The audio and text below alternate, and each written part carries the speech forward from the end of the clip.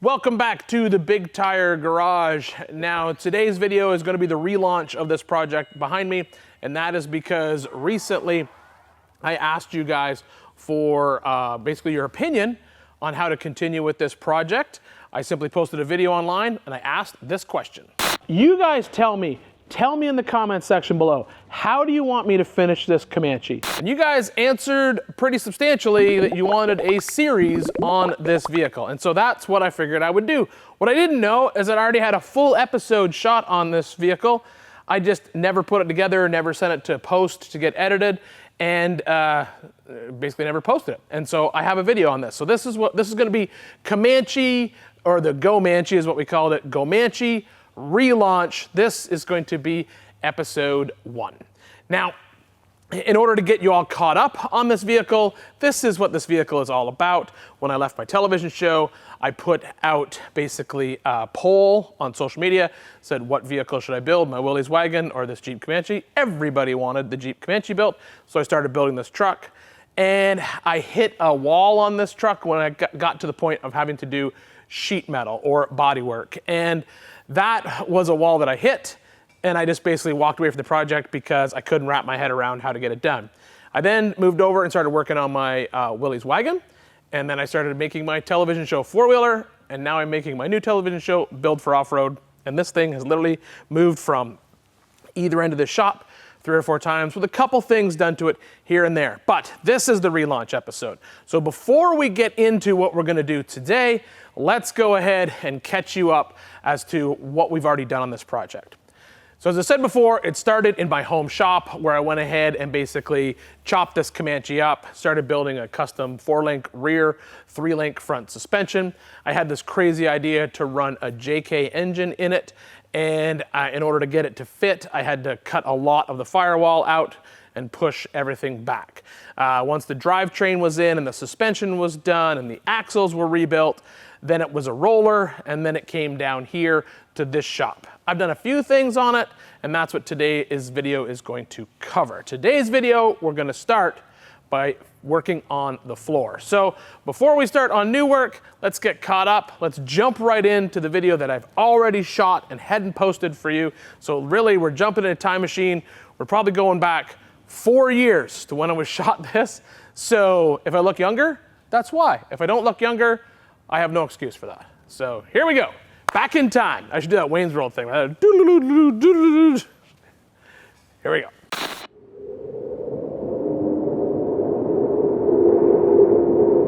Now the Comanche is here in the new shop, the first thing I want to do is take care of locking down this drivetrain. Now I'd already started the engine mounts at the house, but I actually moved it here with this engine basically sitting on some angle iron and strapped down with a bunch of ratchet straps, and it survived. I'm pretty impressed. When it comes to mounting an engine in a rig like this, there really are no rules. You just gotta make sure it fits and you got room for exhaust and your drive shafts and all that kind of stuff. I went a little crazy on this one like I do with some of them. I pushed the engine as far back as I could. Basically I had to cut out almost half of the firewall. Most of the floor is gone as well, but that's okay, that's just sheet metal work.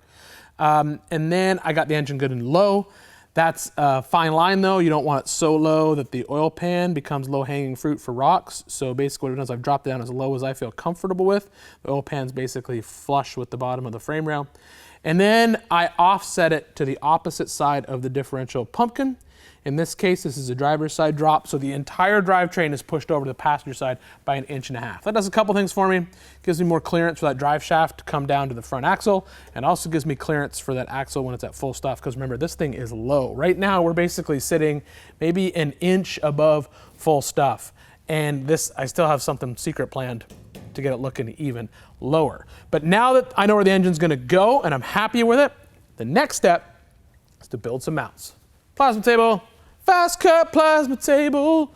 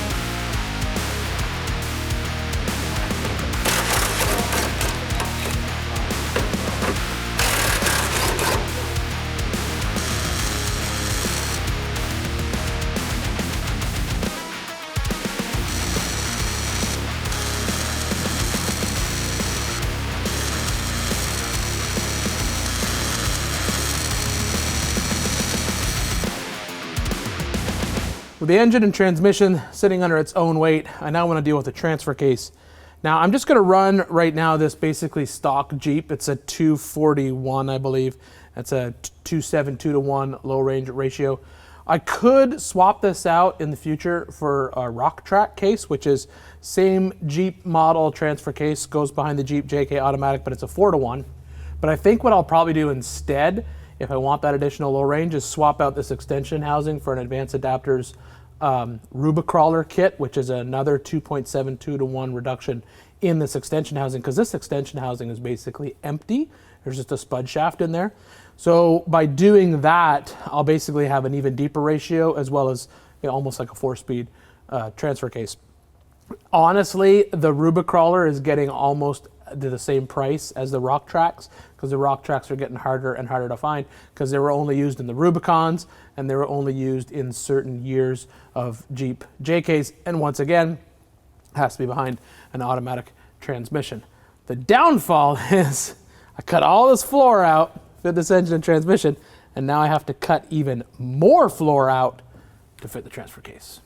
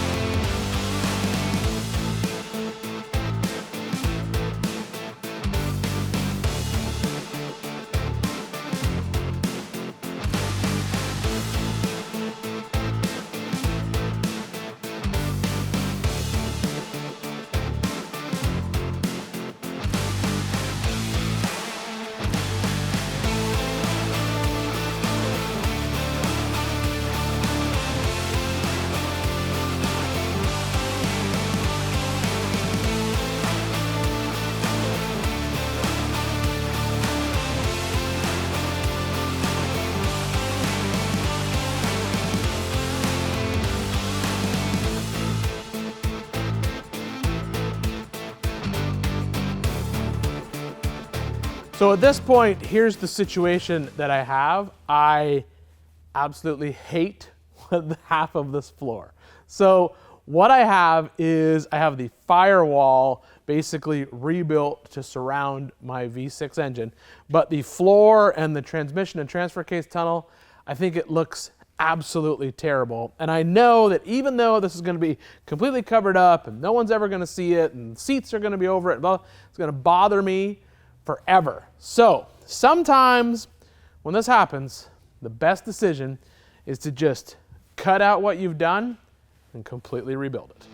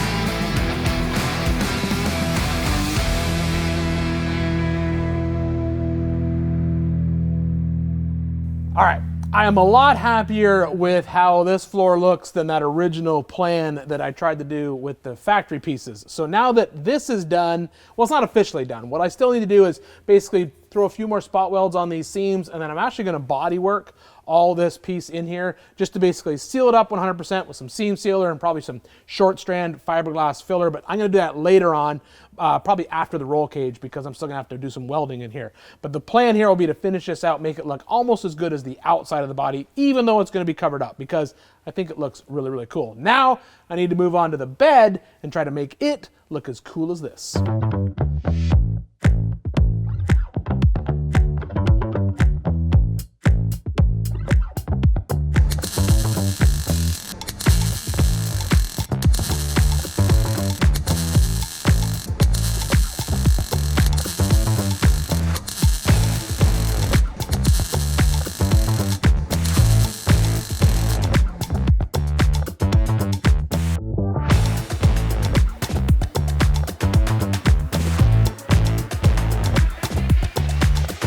At this point, I basically have my new, I'm calling these my new inner bed sides right here. So this will basically make up the inside of the bed. And that's there to get some structure back into the bed, because the bed sides were really loose until I added these upper pieces. The plan now will basically be to weld all of this into the bed. That'll make it good and strong. I've got my cap all finished right here. That covers up the hole in the floor I had to cut to get those upper link mounts up through, and that finishes that off really nice. And I added some of these beads to make it look just as good as the inside of the truck. So that's all done, and it's tacked in place. Now I just need to finish weld all of this, add these side pieces to the other side, and then we can start working on some aluminum.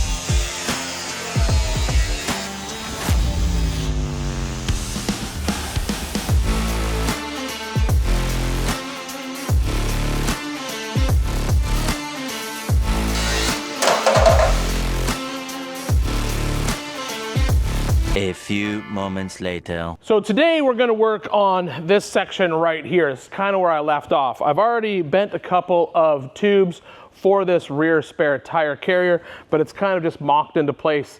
The thing about the Comanche is it's a unibody construction vehicle, so the bed, even though the bed is removable, the frame is not very strong. So this amount of weight just hanging off the back of the frame isn't gonna work. I'm gonna have to beef it up a little bit. So I think the plan will be to pull these tires out, take a look underneath here, and then we'll go ahead and start working on some gussets to gusset up this spare tire mount.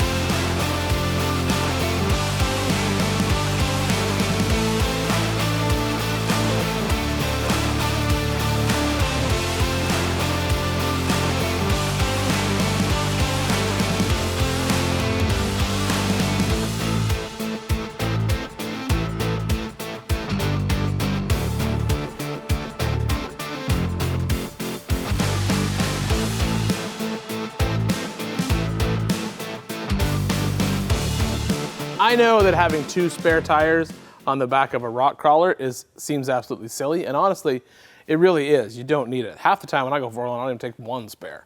But I really want this 2-tire vertical stack in the back to really sell the whole race car look that I'm doing with this Jeep Comanche. I got a lot of little tricks that I'm gonna sort of like weave in throughout the entire build that give it that style. Also, one nice thing is this adds a little bit of weight to the back of these Comanches because they are incredibly light on the back end because the bed is very, very light. There's only a unibody frame back here. Now add to the fact that I've chopped almost 60% of it away. There isn't a lot of weight back here. So having these tires back here will actually help give me a little bit of weight on the back end. But that's it, here we go. We're now caught back up. We are back on the Jeep Comanche. This is the end of Relaunch episode 1. The spare tire mount is all done. I did add some cool features to it. I added a center support bar with an integrated recovery point. So now I have a recovery point built into the back. The spare tire mount itself is tied into the Cherokee's frame or unibody structure, and the bed is still removable, although a little bit tricky. You kind of got to swing it up and then out. It's not the easiest bed to remove, but I wanted to keep the bed removable so that when we do the final paint and coating on everything on this truck, the bed can come out to do that. Well, once again, thank you so much for hanging out with us here inside the Big Tire Garage. Make sure you like, comment, subscribe. I think next time on this truck, we may tackle that suspension. And if you remember, it's pretty unique.